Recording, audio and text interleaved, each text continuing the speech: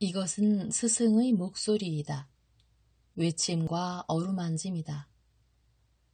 이 목소리가 회개하기를 원치 않는 사람들에게 말할 때에는 외침이 되고, 비록 불완전하더라도 하느님과 그분의 말씀을 찾아내려는 착한 뜻을, 하느님과 그분의 말씀을 찾아낸 다음에는 자기를 거룩하게 하려는 착한 뜻을 가진 사람들에게 말할 때에는 어루만짐이 된다.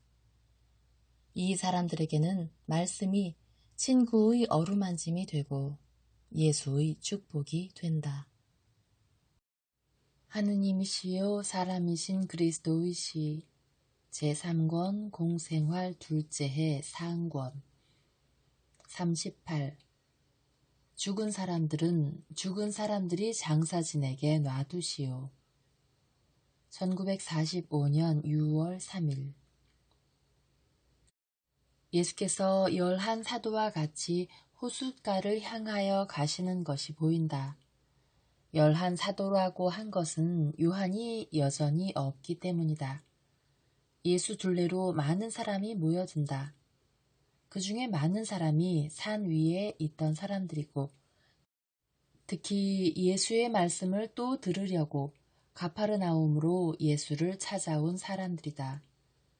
그들은 예수를 붙잡으려고 한다. 그러나 예수께서는 이렇게 말씀하신다. 나는 모든 사람의 것입니다. 그리고 나를 차지해야 할 사람이 많이 있습니다.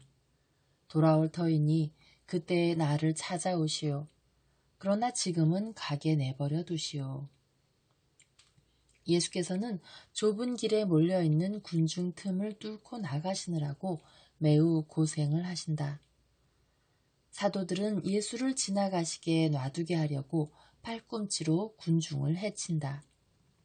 그러나 곧 다시 이전 모양이 되는 물은 물질에 공격을 가하는 것과 같다. 그들은 또 화도 낸다. 그러나 소용없다. 그들이 거의 호숫가 가까이에 이르렀는데 점잖은 신분의 중년 남자 한 사람이 악착같이 싸운 끝에 선생님에게로 가까이 와서 주의를 끌려고 어깨를 건드린다. 예수께서는 몸을 돌리시고 걸음을 멈추시면서 무슨 일입니까? 하고 물으신다. 저는 율법교사입니다. 그러나 선생님의 말씀에 들어있는 것은 우리 계명에 들어있는 것과 비교가 안 됩니다. 저는 선생님의 말씀에 마음이 끌렸습니다. 선생님, 이제는 선생님을 떠나지 않겠습니다. 선생님 가시는 데는 어디든지 따라가겠습니다. 선생님의 길은 어떤 것입니까? 하늘의 길입니다. 저는 그 길에 대해서 말씀드리는 것이 아닙니다. 어디로 가시는지 여쭈어 보는 것입니다. 이 집 다음에는 어느 집들에 가야 선생님을 만나 뵐 수 있겠습니까? 여우도 굴이 있고 새들도 보금자리가 있지만 사람의 아들은 머리 둘 곳조차 없습니다. 내 집은 이 세상 전체입니다. 가르쳐야 할 사람들이 있고 위로해 주어야 할 불행이 있고 구속해야 할 죄인이 있는 곳이면 어디나 다 내 집입니다. 그러면 어디나 다라는 말씀이군요. 선생이 말씀하신 대로입니다. 이스라엘의 박사이신 선생이 이 아주 어린아이들이 내 사랑을 위해서 하는 것을 하실 수 있겠습니까? 여기서는 희생과 순종과 모든 사람에 대한 사랑, 모든 것과 모든 사람에 적응하는 정신이 요구됩니다. 친절은 사람의 마음을 끌어당기니까요.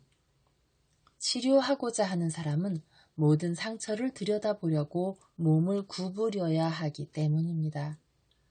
그런 다음에는 하늘의 깨끗함이 있을 것입니다. 그러나 여기서 우리는 진흙 속에 있는데 우리가 발을 올려놓고 있는 그 진흙에서 벌써 잠겨버린 희생들을 빼내야 합니다. 여기는 진흙탕이 더 깊으니까 옷을 걷어 올려도 안 되고 멀리 떨어져도 안 됩니다. 깨끗함은 우리 안에 있어야 하는 것입니다. 다른 것은 아무것도 더 이상 들어올 수 없게 깨끗함이 우리 안에 속속들이 스며 있어야 합니다. 이 모든 것을 하실 수 있습니까? 한번 해보겠습니다. 해보십시오. 나는 선생이 그렇게 할 수 있도록 기도하겠습니다. 예수께서는 다시 길을 가기 시작하신다. 그러다가 다른 방향으로 가려는데 행렬을 지나가게 하려고 걸음을 멈추었던 것 같은 키가 크고 튼튼하게 생긴 청년이 당신을 쳐다보는 두 눈에 이끌려 나를 따라오시오 하고 말씀하신다. 젊은이는 깜짝 놀라 얼굴빛이 변하고 빛 때문에 눈이 부신 것처럼 눈을 깜빡인다. 그러다가 조금 후에 말을 하려고 입을 벌리지만 대답할 말을 찾아내지 못한다. 이윽고 그는 이렇게 말한다. 선생님을 따르겠습니다. 그렇지만 제 아버지가 코라진에서 돌아가셨기 때문에 제가 장례를 치러야 합니다. 장례를 치르게 해주십시오. 그러고 나서는 오겠습니다. 나를 따르시오. 죽은 사람들의 장례는 죽은 사람들에게 맡기시오. 당신은 이미 생명에 끌려들었소. 당신도 그것을 바랐소. 진리가 당신을 제자로 삼기 위해서 당신 주위에 만들어 놓은 빈 자리를 불만스럽게 생각하지 마시오. 정을 잘라버리는 것은 진리의 종으로 변한 사람에게서 돋아나는 날개의 뿌리가 되오. 썩을 것은 썩게 놔두시오. 당신은 아무것도 썩지 않는 나라를 향해 올라가시오. 거기서 당신은 아버지의 썩지 않는 진주도 만나게 될 것이오. 하느님께서는 부르며 지나가신다오. 당신은 내일이면 벌써 오늘 가졌던 마음과 하느님의 초대를 찾아내지 못할 것이오. 자, 오시오. 그리고 가서 하느님의 나라를 전하시오. 그 사람은 벽에 기대서서 팔을 흔들거리며 그대로 있다. 그는 작은 주머니들을 가지고 있는데 그 안에는 분명히 향료와 붕대가 들어있을 것이다. 그는 머리를 기울이고 대립하는 두 가지 사랑, 즉 하느님께 대한 사랑과 아버지에 대한 사랑을 곰곰이 생각한다. 예수께서는 기다리시며 그를 바라보신다. 그러다가 아주 어린아이를 하나 붙들어 가슴에 꼭 껴안으시면서 말씀하신다. 나와 함께 이렇게 기도해라. 아버지, 당신을 찬미하오며 삶의 안개에 가로막혀 울고 있는 사람들을 위하여 당신의 빛을 간청합니다.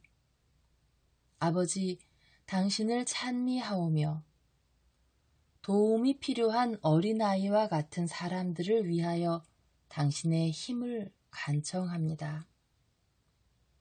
아버지, 당신을 찬미하오며 그것을 믿지 못할지라도 사람들은 여기에서나 하늘에서나 좋은 것이란 모두 당신에게서 얻을 수 있을 터이니 당신이 아닌 모두를 잊어버리도록 당신의 사랑을 청합니다.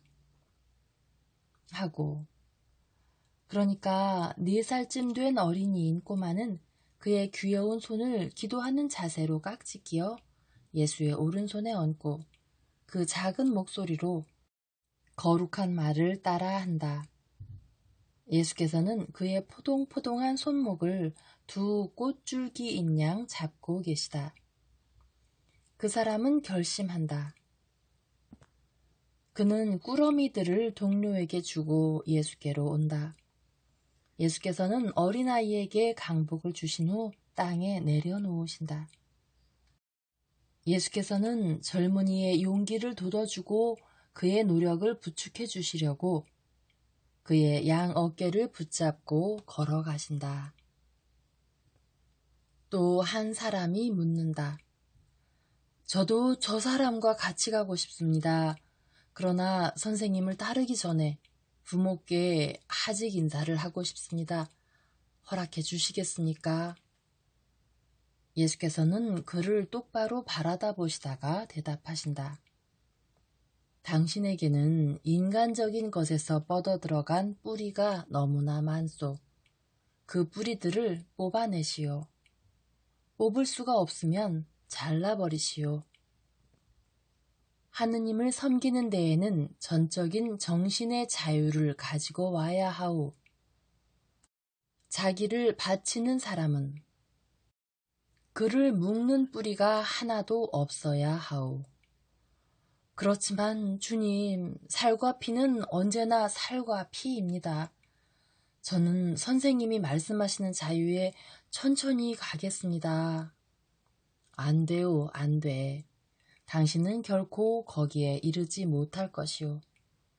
하느님은 상을 주실 때 무한히 너그러우신 것과 같이 많은 것을 요구하기도 하시오. 만일 당신이 제자가 되기를 원하면 십자가를 지고 와야 하오. 그렇지 않으면 보통 신자밖에 안 돼요. 하느님의 종이 가는 길은 장미꽃잎이 깔린 길이 아니요. 하느님의 요구는 절대적이요. 마음의 밭을 갈아 하느님의 가르침의 씨를 뿌리려고 쟁기에 손을 댄 다음에는 아무도 그가 버린 것, 그가 잃은 것, 그가 보통의 길을 따라갔으면 얻을 수도 있었을 것을 보려고 뒤돌아보아서는 안 돼요. 그렇게 하는 사람은 하느님의 나라에 알맞지 않소. 당신 스스로를 돌보시오. 그리하여 당신 자신의 사람이 되거든 오시오. 지금은 안 돼요. 호숫가에 이르렀다. 예수께서는 베드로의 배에 오르시면서 그에게 작은 목소리로 몇 마디 말씀을 하신다. 예수께서는 미소를 지으시고 베드로에게 감탄하시는 것 같이 보인다. 그러나 베드로는 아무 말도 하지 않는다. 예수를 따르기 위하여 아버지의 장례를 치르러 가지 않은 사람도 배에 오른다.